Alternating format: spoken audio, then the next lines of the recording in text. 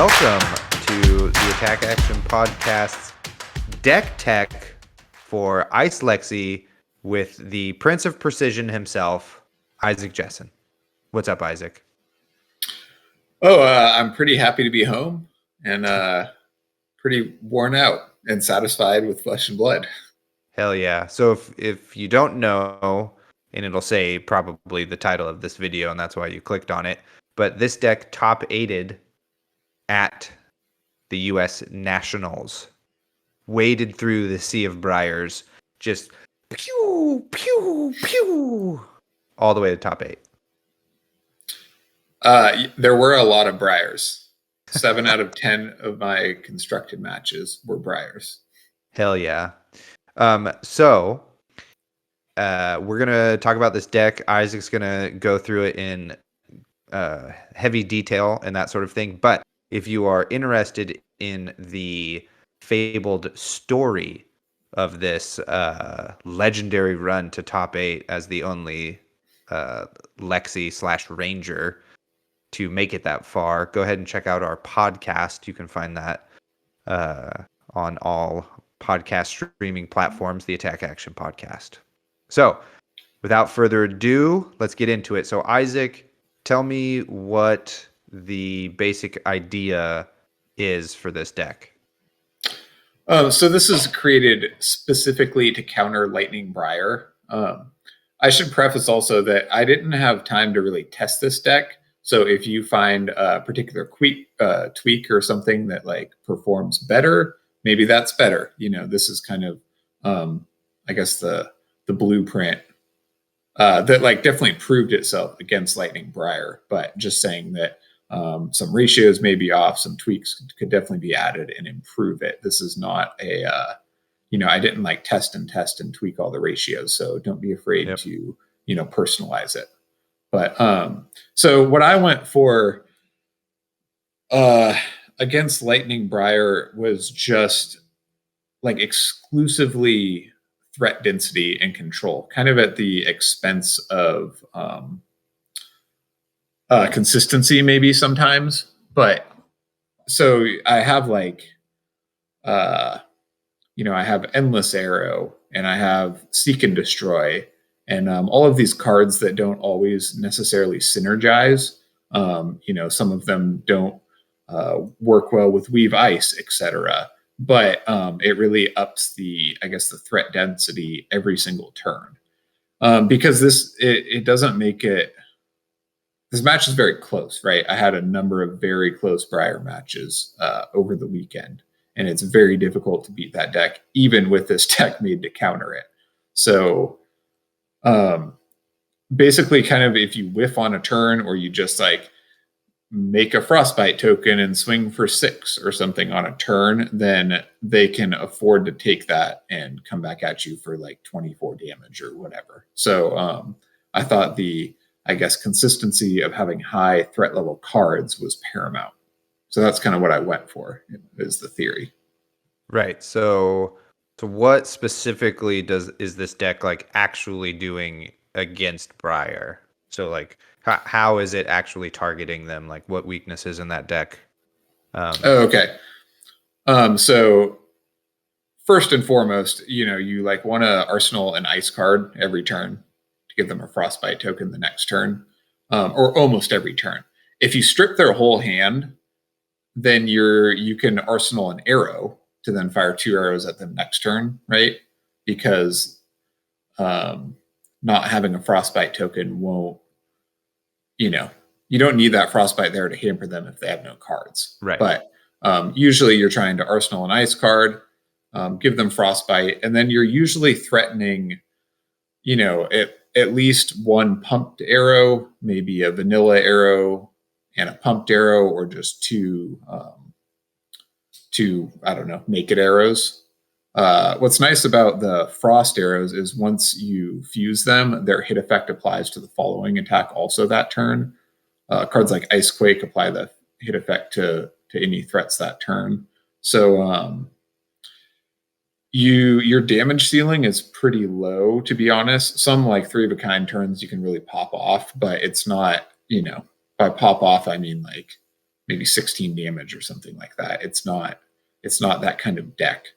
What you're really just after is tempo, right? So Arsenal and Ice card, you know, play it out. Say it's a Winter's Bite. You give them a Frostbite, you strip one of their cards, which is really what you're after, right? Stripping their cards. Right. You play an arrow with Go Again for 4 or 5 damage, and you play another arrow for 6 or 8, or some combination of that. Fuse one of those, arsenal the card you fused with, rinse and repeat. Right. So you're like specifically attacking kind of like the weaknesses that deck kind of has, which is like it's really low cost curve and the plethora of cards that don't block and block for 2s, right? So like with multiple Frostbite tokens or Winter's Bite or Chilling Ice Vein, you're like getting to strip cards and like apply hit effects because they have a bunch of reds that block for 2, basically. Definitely. And in the early game, it can be kind of frustrating because they do have quite a bit of armor. They will also have embodiments, but once you have full momentum and they don't have any embodiments, like you said, so when you swing an arrow for 6, it actually threatens quite a lot and strips quite a few cards from their hand. I guess one last thing, I do try to mix it up a little bit. Like if you play a Winter's Bite and they pitch for it and have any floating, right, then you're probably going to prioritize playing Blizzard Bolt over Chilling Ice Vein, which now doesn't do anything because they can pay for the Chilling's effect, right? Right. So just some combination of making their turn more expensive and stripping cards is much better than like 2 Frostbites or just 1 card, really attacking their free, 5-card hand game plan. Totally. So we'll get into those kind of like bread and butter turns and like the cards you're looking for those kind of like those sort of things. But first, let's talk about kind of up top there, the equipment suite and why you included some of those cards over other cards and that sort of thing. So just go, Sure. Yeah, right, left to right there or whatever. So Voltaire is in Ice, you have a lot of very good blues that actually function very well when played. So unlike Azalea, for example, you can run quite a few blues in this deck and can afford Voltaire oftentimes twice. And a lot of times maybe you'll just shoot an arrow for like 8 with 2 hit effects or something, and that's fine. But the amount of times Voltaire, pays for itself is astounding. That card's really good. It also enables 3 of a kind, which is a key card in your deck. Without Voltaire, I don't think 3 of a kind's online, so that's a big reason for that. Perch Grapplers is I don't think I've ever used the ability. It's just you don't block very well, so it's like your CNC insurance, right? Like if somebody swings a Command and Conquer at you, you can block with any 2 cards in your hand and Perch Grapplers to stop it and then have your own turn versus being forced to block with your only 2-3 blocks, for example. Right. There's other, ways it comes in handy. Like if you, oftentimes Briar will swing for, 7, like say a Plunder Run into a Snatch, threatening Snapdragons. So 1-2 block, 1-3 block, and Perch also blocks that. Just there for the armor. Bullseye Bracers, I don't actually own Shock Charmers. I don't think my deck can afford it, although, if they let Blizzard Bolt hit and Shock Charmersing that again would be very powerful. I'm just unsure if, I can really afford that. So I run Bullseye Bracers. The Endless Arrow combo threat on it is pretty great because, again, like against Briar, I'm just after cards. So, sometimes even at the end of the chain, I will fire, I'll pay for Voltaire, load Endless Arrow, and choose Go Again instead. Because then if they choose to take it, I can break Bullseye Bracers and fire it again for 5. So that threat is pretty great. At the end of the game, also, sometimes you won't have Tunic online, and actually your threats in this deck are quite expensive. So, there may be a turn when you have a blue and 2 arrows that cost 1 and an arsenal card, and that's it. So you can pay for Voltaire, choose Go again, fire the arrow, and then break Bullseye Bracers for the free load, which isn't ideal, but if it's getting down to it, that's a very good function of this card. It also has Arcane Barrier, right? Coupled with Heart of Ice and Boots, I get 3 Arcane against Wizard, and it just has an innate Arcane against Briar or Viscerai. For, in the early game, I don't know if I ever did block any Arcane, but, if it's early and you want to block that to turn something off, it's nice to just have that online. Tunic is, excellent. You do slow down these aggro matches enough that you do see maybe 3 or 4 Tunic counters, which is just like, again, this deck's pretty expensive. So if you like each of these 1-cost arrows really cost 2. So if you have 2 1-cost arrows, or a 1-cost arrow and a CNC, or Icequake costs 1, every third turn having a 4 resource hand is very welcome. This card's really, really pays dividends in this deck. New Horizon, I don't even know if I have to explain. It's great. It's like built into the mechanics of Lexi. It solves one problem of it. So if I don't have an ice card to arsenal, which I almost always do, but it's not the end of the world if you arsenal an arrow now, because you can flip it up, shoot around it with Go again, and then fire the arrow you had arsenaled lastly, and then it all just costs a blue. So it definitely helps out with that as well. And we do have Heart of Ice and Norman Boots in the sideboard. Heart of Ice is for control matchups, and Norman Boots is exclusively for the Wizard matchup. Nice. Sorry, I had some internet issues, so I missed a lot of that, but I'm sure you did great. No questions. Perfect. Okay, great. Something I did want to ask is, so what was the reason for choosing Ice Lexi over something like Lightning Lexi and just going for a straight up race? Oh, sure. Yeah, that's a really good question. So we played a couple games actually against an Earthbriar where I was using Lightning Lexi. And I mean that Lightning Lexi is awesome, right? You flip up Heaven's Claw, play a Snatch or an Exude, fire 2 free arrows, and Heaven's Claw, all for a blue. I mean, that deck's really, really amazing. But the bottom line is Briar's just better, right? When you choose to race, Briar makes embodiments. So then when Briar blocks every once in a while with 1 card, they block for 6, and you only block for 2, right? So gotcha. In that race, you just kind of lose. Also, Briar makes really good use of Plunder Run, which Lightning Lexi is not incentivized to run. I mean, it's not the worst card, but it doesn't allow you to have 1 free Go again that turn. So I would say maybe innately, just for that reason, you're threatening less hit effects as well. I just found it. I do think that deck's really good, but just not in the Lightning Briar, matchup. I did also make a hybrid deck that I really love and is really, really powerful. But I just decided it wasn't consistent enough, right? When it kind of clunks out, it, really clunks out. Right. So then I went Ice. Totally. Cool. Well, let's get into the core bit of the deck then. So tell me about the core, how many cards are in it, why that's the core compared to maybe some other cards, etc. Give me the deets, baby. Okay, sure.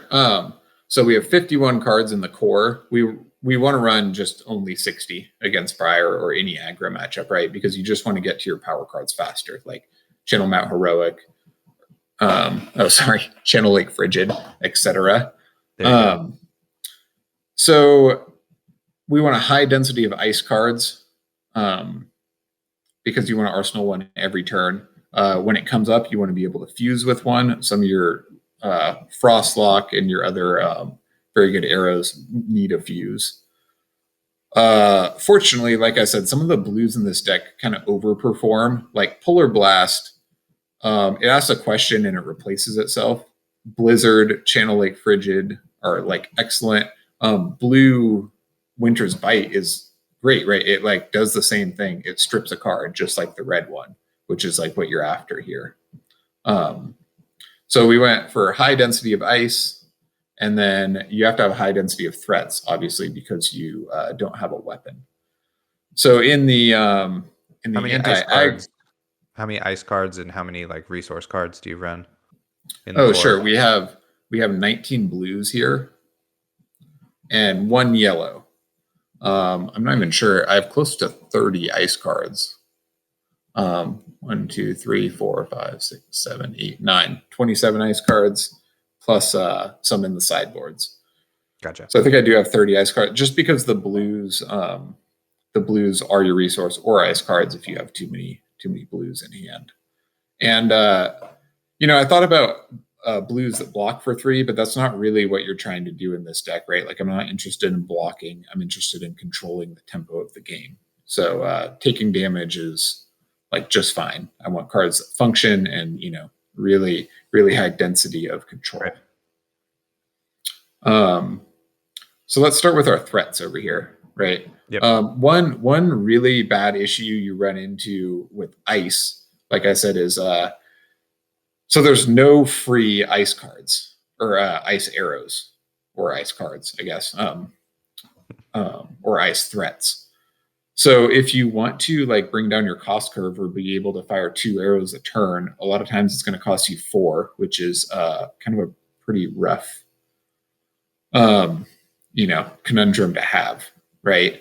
It just feels like it just feels like ice kind of like falls into more like the Azalea channel of like fire an arrow for 8, threatening a hit effect, which is great sometimes, but is like pretty linear. And honestly, I don't know. I like toolboxy decks where you want to be able to mix it up a little more. And sometimes if you, present 2 different threats in a turn, it makes it a lot harder on your opponent. So what we went with here, like Endless Arrow, right? Let's start with Endless Arrow. This card is amazing. The hit effect that it threatens is like really, really potent. Like even Lightning Briar wants to block it because it goes back to your hand for you to then load it and fire it again. Or if you're short on resources, sometimes I'll even like get it back and then pitch it if I need to. And when you fire it the first time, your opponent does not know, what you're doing next, right? Or if you play like Icequake into Endless Arrow for 4 or 7, go again, that's 2 hit effects you're threatening, go again, and they're giving you back Endless Arrow, so they know that something else is coming. Again, with the bracers combo, always online, is just a huge threat. This card is like, I can't sing its praises enough. It's so good with Voltaire. Bolt and Shot almost did not make the main package because it does not threaten, or it doesn't really control the game enough, but 1 for 5 go again if it hits reloads is just like too good. Again, that reload effect can come online if they let it hit and you only had a blue and or only had a yellow or whatever and just like can't afford to load and fire a 1 cost arrow. That reload can function pretty well. 1 for 5 go again is just very strong. And then your 2 ice arrows are just great, right? Like they the density of ice cards in this deck allows you to always fuse them, and they when you can, it's like nice to fire them first because then their hit effect applies to further or future attacks in the turn, which is like extraordinarily powerful. The drawback, right, is that you always have to fuse them, but in this kind of deck, you always can fuse them, or in this kind of matchup at least. Maybe not always in other matchups, but in this matchup where you don't care about Briar's damage, just fusing Chilling into something else threatens like 2 discards or a yellow discard or higher.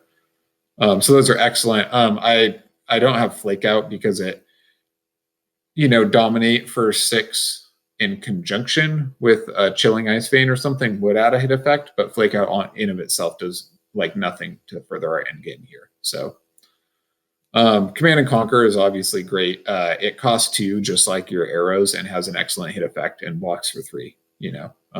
It's just Right. kind of Just another arrow in preference that too. sense. Yeah. Yeah, threatening their arsenal is very powerful. Obviously, they want to save cards for big 5-card hands and set up something really good. They don't block very well. It's just, we all know how good CNC is. Remorseless is kind of interesting because they don't care about taking damage so much, but if they play out 4 cards and lose 4 life, that's really good value, right? You can swing Remorseless for 6, and then if they take another 4 damage, that's for 10 total. Remorseless is also excellent anti control. So I didn't know how many like dashes or bravos or whatever I would face last weekend. So obviously this makes it's just good anti-aggro and anti-control, which is pretty great. Right. It also like Remorseless just being in, or it's just other ability to not allow defense reactions to be played to its chain link. yeah, definitely. Right. Less good than in Azalea because there's no way to dominate it, but still very disruptive and coupled with Heart of Ice and stuff anyway. Remorseless also, and Endless Arrow and Bolt and Shot also shine because they are arrows, so the chilling and blizzard effects also affect them. If you swing Remorseless after a blizzard bolt, it also threatens the frostbite. Frostlock is like one of it's probably my favorite card in this set. It's really, really good. It's just so good, right? It's probably good against fatigue as well, but just, this ability on hit against Briar or any aggro deck is just incredible. And it, when fused, it pumps itself. So it's 1 for 3 blue, but it's really like 1 for 5 when you fuse it. Yeah, you can see in I can't remember which match it is on stream, but if you want to see this played live, you can go and look at the coverage and stuff, and you definitely in a couple of matches on stream like hit him with a Frostlock, and maybe it's like pumped by Weave Ice or something like that, so it's dominated, so it for sure hits, and they only block with 1 card and then have 3 cards in hand and just have to pass their turn because Briar has like all 0 cost attacks or cards, Definitely. basically. So it's just like, watching you play it and, knowing how the deck functions, it's like, I don't know which one I like better, Endless Arrow or Frostlock, I might choose Frostlock just because it's so perfectly designed to beat something that we see that's really prevalent in the meta. Definitely. And it's like a very balanced card, right? Because it like generically it's just 1 for 3 and doesn't affect everybody that much, Yeah. But yeah, the dream is Weave Ice, Seek and Destroy Frostlock. Yeah, hell yeah. So then they just have to throw away their cards, which is pretty fun. So then we move into, I did put Icy Encounter in here, which I'm unsure about because, so it does everything, right? It's a blue, it's an ice card, and it's a threat. And it's also works with Weave Ice and Pulse. So one of the problems with my deck is that there aren't that many ice or elemental attacks. So Weave Ice and Pulse are not always online, right? Like Weave Ice is not my star card because it doesn't work on Remorseless, for example. So there may be an argument for having, more synergy or more consistency. I just went with these all-star cards like Command and Conquer, Remorseless, Endless Arrow, just because I think it's worth it to sacrifice that a little bit. But so anyway, Icy Encounter working, doing everything and working off of like pumps is I think really good. And I played it and was happy with it. The only thing I don't like about it is I'm a little bit like I try to avoid arsenaling it because I don't know how many resources I will have next turn. So while it functions as an ice card in that way, yeah, I do have a little bit of a fear of arsenaling it. So I don't know if you have any better ideas, go for it. But you know, it's better than like out in the cold that doesn't like work on most of your cards. So Gotcha. Yeah, I guess so. Moving on to, we can just run through the pumps really quick, right? Like Icequake pumps everything, right? Like CNC, Endless Arrow, everything for the whole turn gets its hit effect. It's really, really good. This is one of the best cards. Again, Weave Ice How does many not. What's that? how many ice quakes are you running? You running So 6 or what? 5, it looks like. Nice. Yeah. So 3 Gotcha. reds. I think this yellow Icequake I would change to a yellow chilling or yellow Blizzard Bolt, though, just to up my threat density from 28 to 29 out of 60. The blue Icequake I'm unsure of. I was just trying to slightly up my resource curve in this deck from 18 to 19, and I wasn't really sure what to use, but it works in a pinch. Again, Gotcha. applying the hit effect across the turn is like very powerful, even though it's only +1. And remember, all of these cards are like create a frostbite and then do the thing you're paying for, so they're like extra value. So then Weave Ice again doesn't work with everything, but when it does, it really shines, right? Because like when life actually matters, the dominate actually matters, or like again like pumping and fusing when you're always going to fuse, right? So when it is online, it just works really well getting those hit effects in, and it's a free cost or a free pump, so definitely worth it. The red Winter's Bites I have instead of yellows because I was thinking that with Heart of Ice and a yellow like Bravo could just pitch a blue and then have one floating, which I was trying to attack their hand better. So I use the red. So then that's a whole card. And then if you want to like pay for Heart of Ice or whatever, then it costs you another card. I only fought one Bravo in the whole weekend, so I'm unsure about all that. Pulse, is incredible. Right. So there's like an argument for some blue arrows to up your threat density and all that. Channel Lake Frigid, though, in this particular matchup is kind of an all-star, and if you can keep it out for 2 turns, it's really good. It blocks for 3, and it's a blue first off, right? Like there's plenty of turns I choose not to play it because it's my only blue. But and you kind of have to prioritize playing it sometimes. But it's just like cripples certain decks, like any aggro deck, Lightning Lexi, Lightning Briar, aggro Katsu. It doesn't really matter. That card's really good. I mean, it's even good against fatigue, right? Because then they have to pay extra for everything they're trying to do. And then lastly, I guess, is Blizzard. I would side this out against Bravo, but I did not have the sideboard room, so it stays in. It does work on Zealous Belting, fortunately, but I just didn't have the room to take it out, so it stays in the main deck. This card is a little bit skill-based because it strips a card out of your hand and you still take all of the damage. So, it's not quite as good as you think when seeing it, but it's still like ultra, ultra powerful. But again, if it's not online, it's like a blue. Not great to Arsenal unless you're sure that they're going to come at you. And then if you don't get the frostbite out of arsenaling it, I guess, basically. So that's the core deck. Is that pretty clear? Yeah, I totally think so. Yeah, I think after we get through those 9 special cards up top there, maybe we'll talk about kind of like the bread and butter turn, or Sure. things you're looking for against Briar. Yeah. Last thing I'd like to say about 3 of a Kind is so again, there's 28 threats in the deck. right, and 22 arrows. And I'm talking about this anti-aggro package.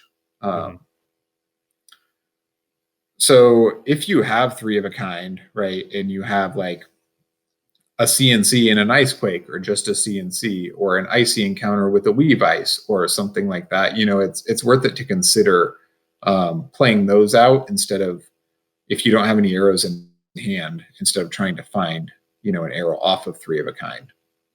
Or if you say you have a yellow arrow in hand and a 3 of a kind and a red card, keep the arrow, right? Hedge your bets, pitch the red for 3 of a kind to draw cards, right? Because sometimes you're just fishing for resource cards, fuse cards, arsenal cards, and arrows, right? It's like not only to find another arrow. So definitely don't like pitch your only arrow to pay for it because it's the most resource efficient.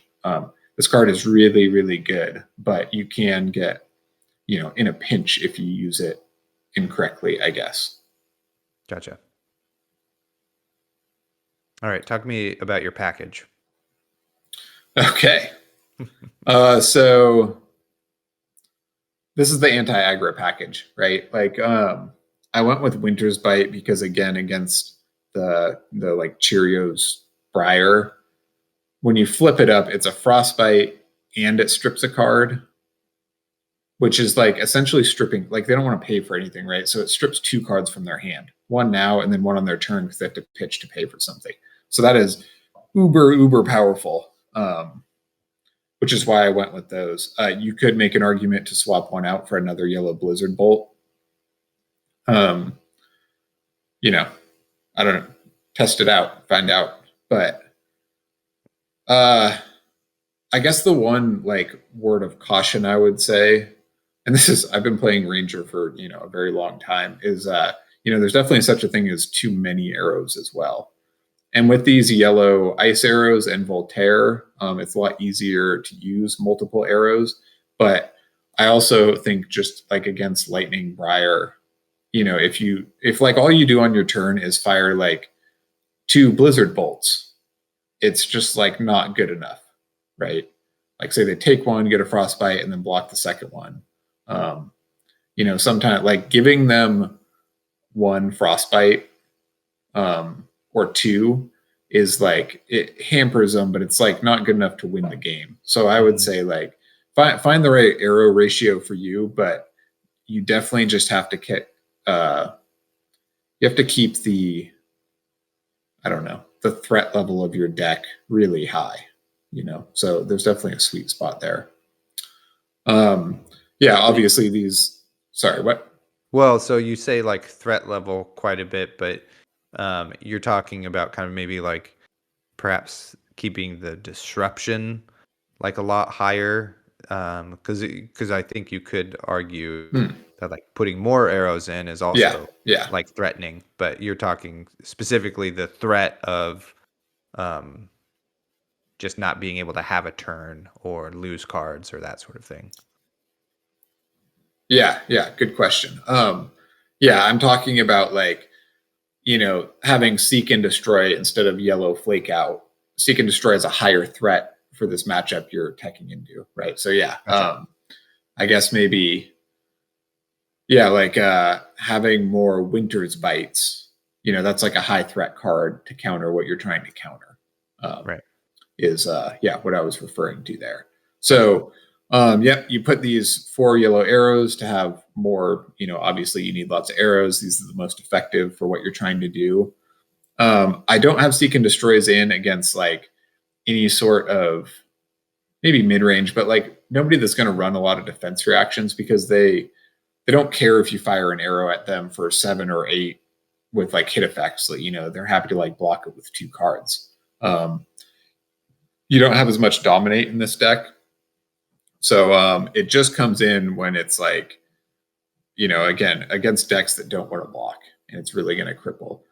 These aggro decks love to arsenal a card, right? Like if it's more efficient to arsenal Red Plunder Run and then have a bigger next turn, they're going to do it.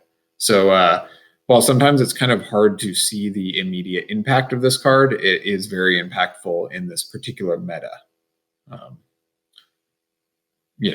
may not be in some future meta, but like right now it's really good, especially because it piles on another hit effect, right? Like Chilling Ice Vein already does something, and then when you seek and destroy Chilling, it makes these really complex decisions for your opponent when they now have to think about their next turn in terms of a Frostbite, a discarded card from Chilling, and a Seek and Destroy effect or something. You're like making these really complex decision trees for them to recalculate um, when you're threatening them.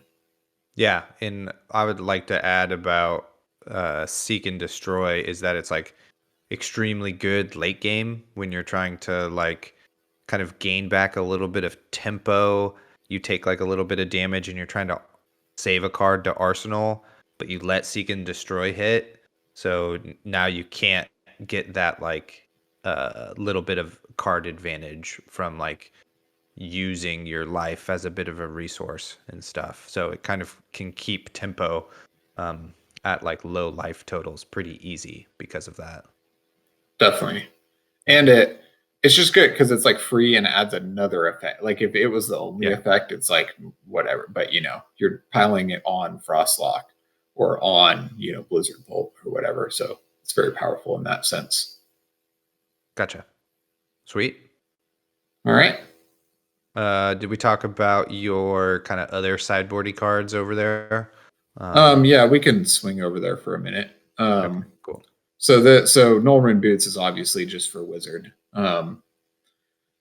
So this package is completely untested. If you find a better, if you find a better way, go for it. But there's just not enough sideboard room to like flex to like Lightning Lexi to handle Bravo, for example, or any kind of control hero or hero where you're like your main goal is just to leak damage and make it really hard on them. So the idea here is just to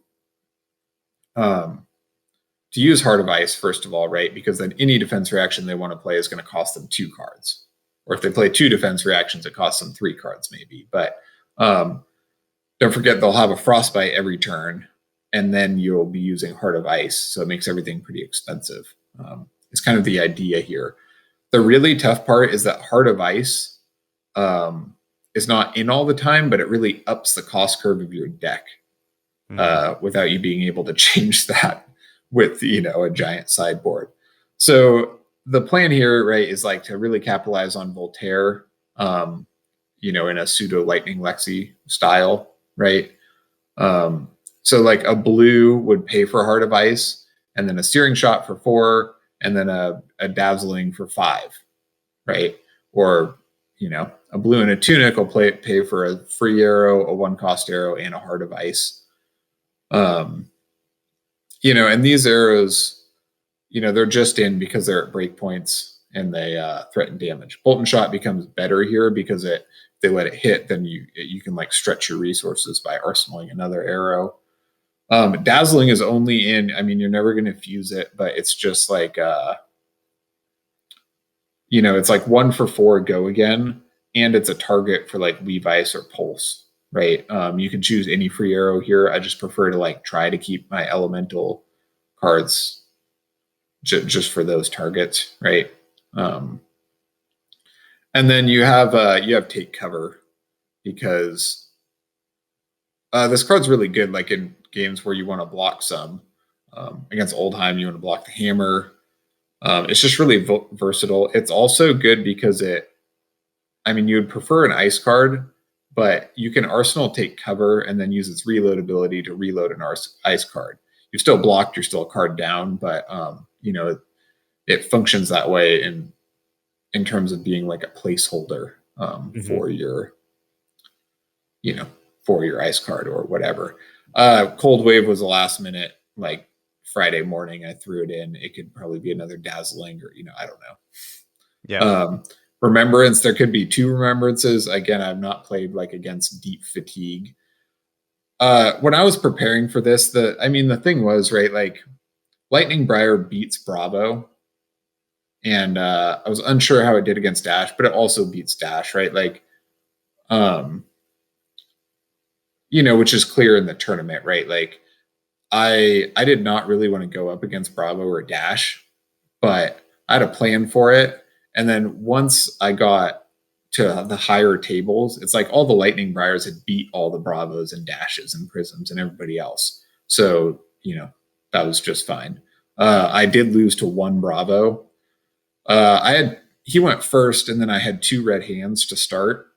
And then the second half of the game actually went pretty well, but the just life deficit was too different. So I'm unsure how winnable that matchup is. But again, if you manage to win enough, you're just going to get to the top aggro tables as the meta stands, right? Like there's no Bravo sitting on top of all of the Lightning Briars.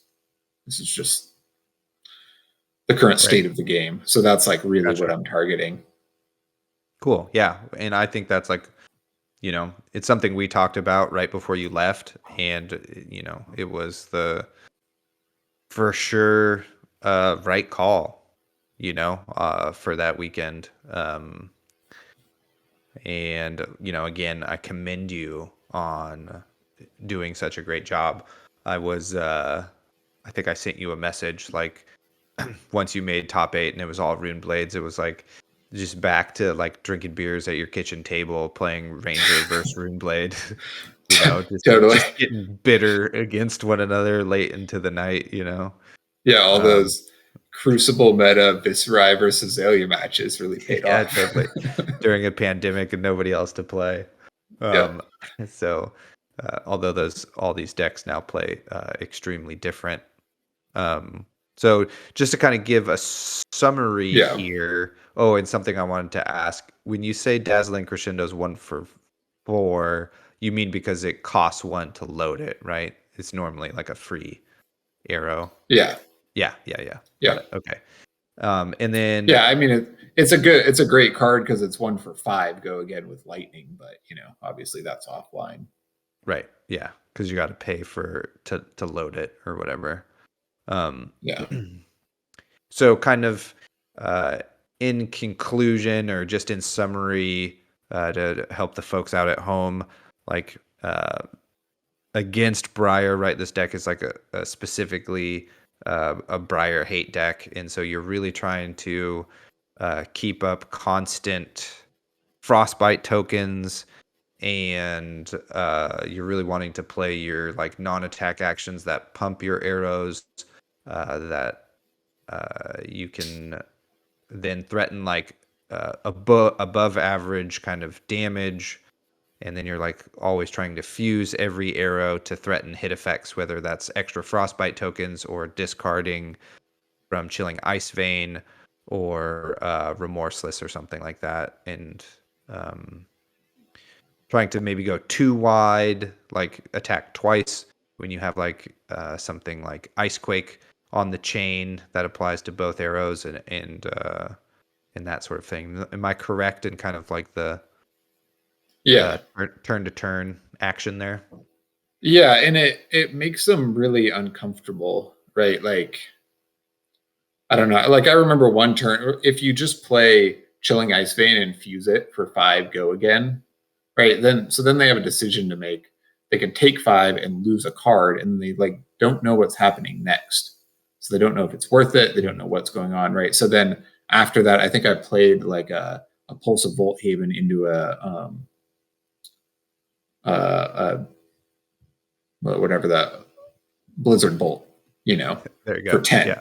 Right. Yeah. So then that's threatening Frostbite and discard also. And if they've been like, well, I can lose 1 card and then probably take the hit and still have a turn, then you're just like really piling it on. Right. Or, I had a turn where I chose not to Arsenal, but I just threw a CNC on the end because they're trying to save their hand. So I guess that's not very clear advice, but yeah, just play patterns and aggression that can make it really, really difficult for them to decide how to block. Yeah.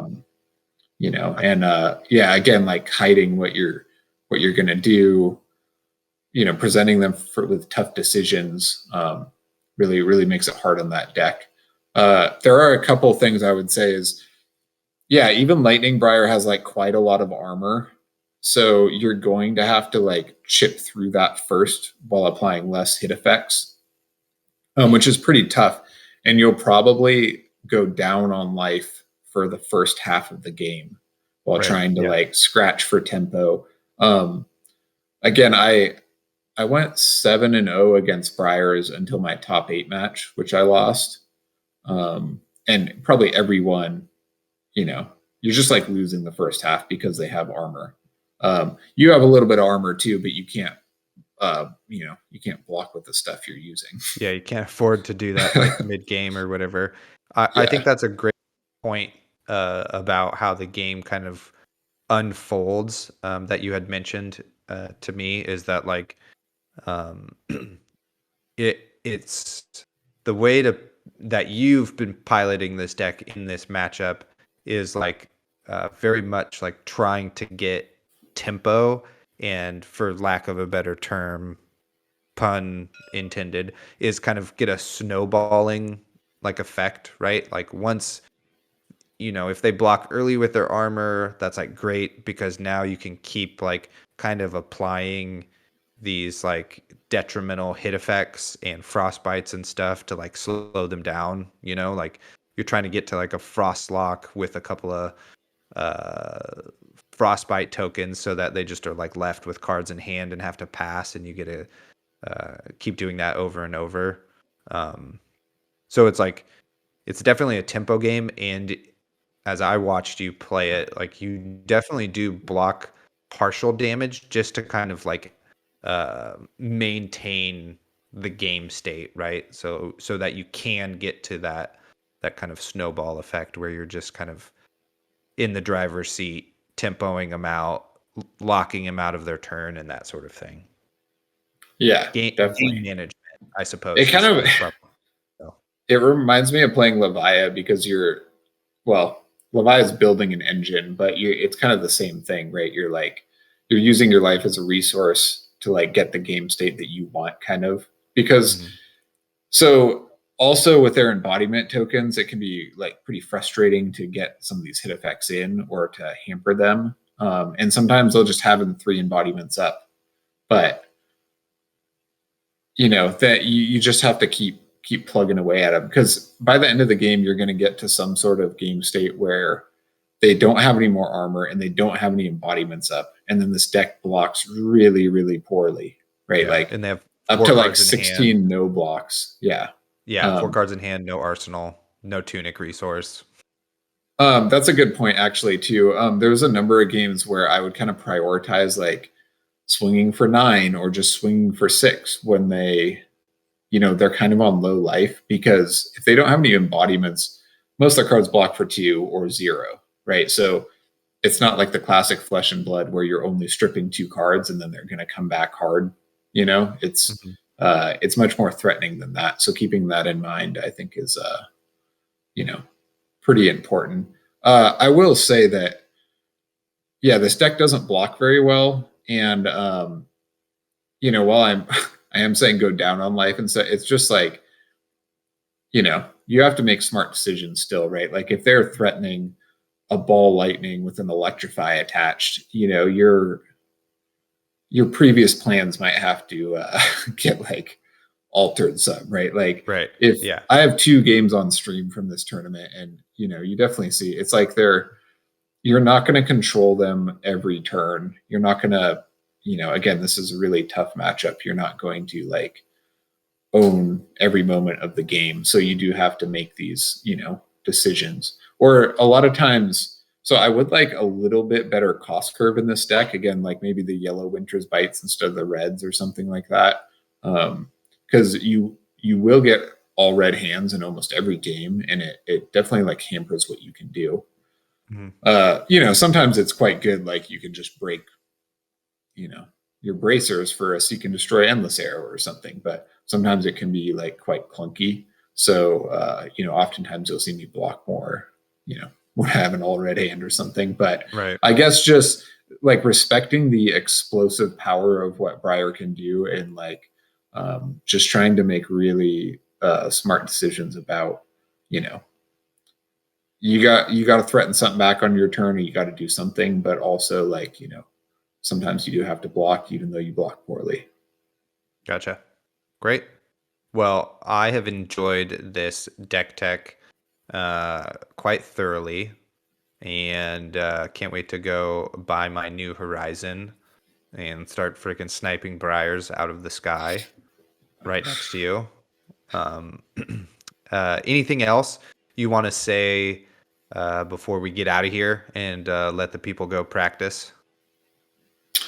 No, I mean, we've talked about Lightning Briar a lot, but the same principle applies to like Lightning Lexi or Aggro Katsu, or they're like different decks, right? Like Katsu, you got to block a Kadachi in there, so, but like it's a pretty aggro field out there, and this deck performs pretty well against it. I don't know the depth of the modifications that are going to have to happen to contend with Oldheim. Gotcha. For example, but that's for somebody else to figure out now. Totally. My nationals is over. Totally. Okay, well, great. So yeah, check us out. We're the Attack Action Podcast, Spotify, Google, Apple Podcasts, all of those places. There will be a link in the show notes to the Isaac's deck list and all of our socials. You can follow us on Twitter, Instagram, Facebook, etc.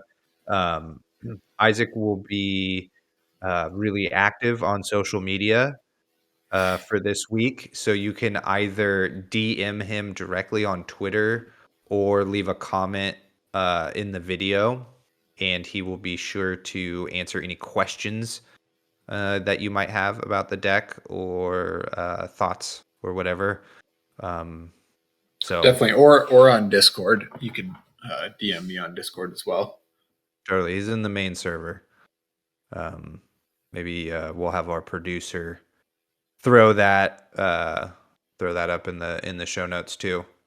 And then look out for our podcast somewhere around the end of the week of I don't know, whatever is happening, November 10th or 11th or something like that.